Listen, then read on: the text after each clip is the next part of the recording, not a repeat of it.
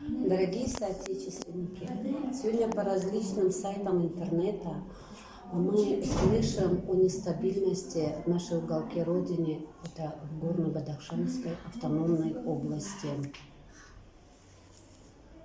Мы не должны забывать, что мы являемся поколением таких великих людей, как Рудаки, Фирдавси, Абали ибн Сину, которых знает весь мир.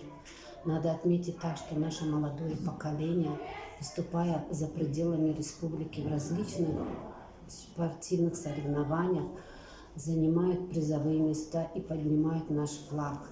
Мы вместе с ними гордимся за это, и это еще раз доказывает, что наш народ хочет жить в согласии и любви. Я, как старший преподаватель кафедры иностранных языков, хочу призвать всех, чтобы на нашей Родине было только спокойствие и был мир.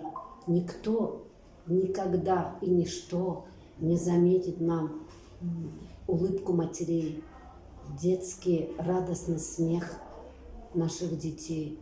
И это нам надо ценить.